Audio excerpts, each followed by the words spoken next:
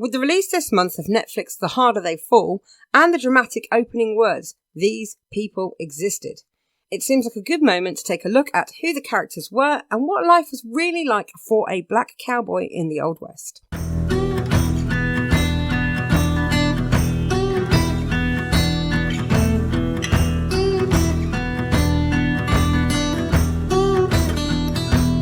Believe it or not, 1 in 4 people working as ranchers or cowhands in the Old West were black. Much of our idea of what the Wild West was like comes from Hollywood, which has effectively whitewashed black people out of history over the last 80 years. It's estimated there are around 5,000 black people who made their way to the West between the 1860s and the 1880s. Following the Civil War and emancipation, freed enslaved peoples found themselves denied land and forced into absolute poverty by the white people who resented the emancipation and who took the economic depression of the 1880s out on them.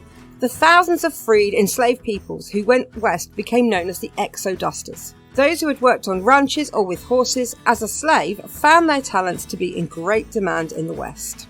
Interestingly, white ranchers were known as cowhands, while their black counterparts were known as cowboys. The boy part of the term was intended to be derogatory. However, the work on the ranches and at trading posts was less segregated and discriminatory as in other industries in the 1880s. Cowhands would often travel together, share bunkhouses, and even share blankets. But this often changed once they arrived in towns, particularly in front of women. Saloons were often segregated and restaurants would only serve black people from the kitchen door and not inside the restaurant. So it was in this environment that the real characters of The Harder They Fall lived their lives.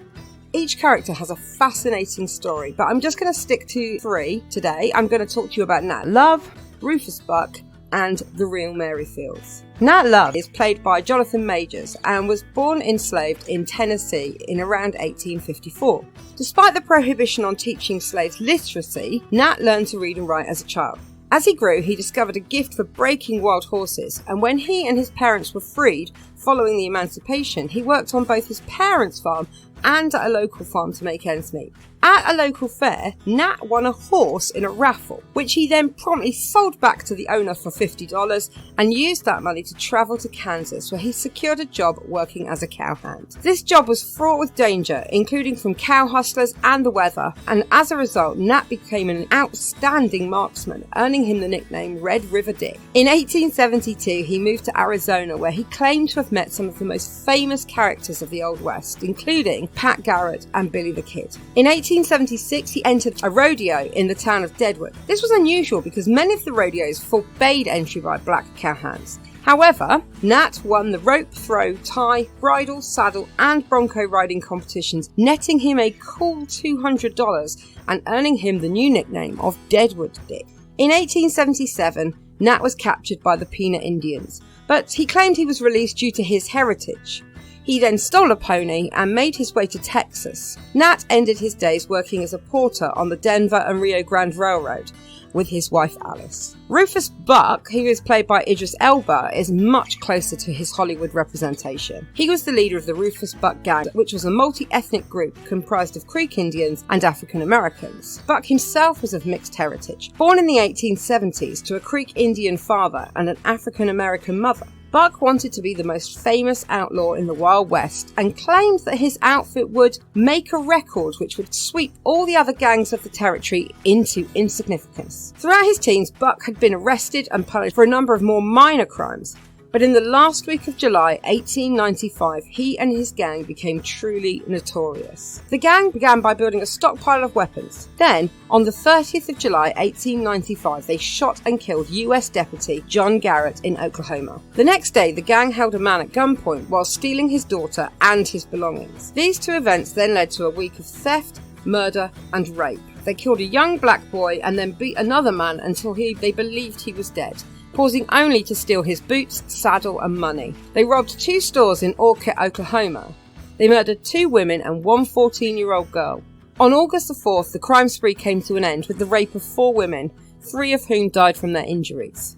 The gang were eventually captured on August the 10th just outside Muskogee. The marshal and his men actually had to protect the gang once they'd been arrested to prevent them from being lynched in the street there and then. The gang were ultimately sentenced to death and Rufus Buck was executed at 1 p.m. on the 1st of July, 1896.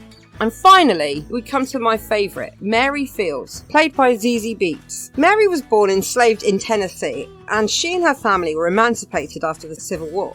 At an early age, she was sent off to be a nun, but was well known in the church for her hearty temperament and her regular swearing. The nuns were extremely fond of her and did all they could to protect her, but in 1894, following the numerous complaints, including one about her having a gunfight with a male employee of the convent, she was asked to leave. The nuns set her up with a restaurant to run, but it went bankrupt after just 10 months due to her kind-heartedness giving away food to the poor. At the age of 60, in 1895, Mary began working as a star route carrier. She carried multiple guns with her on her route, including a .38 Smith & Wesson, which she kept under her apron. She became well known for her reliability. She never allowed the dangerous route or the weather to stop her. She was known to deliver the mail on her back, wearing snowshoes if the snow was too deep for the horses. Her reliability earned her the nickname Stagecoach Mary. She was incredibly popular in the town of Cascade, where she'd previously owned her restaurant. Her birthday was a town-wide celebration, and she was granted exemption from the male-only rules in saloons.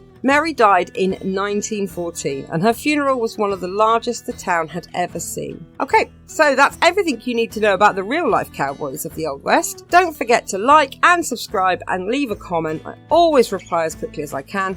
And don't forget that if you like my content, I'd really appreciate it if you buy me a coffee to keep me going. That's everything for today, and I will see you next time.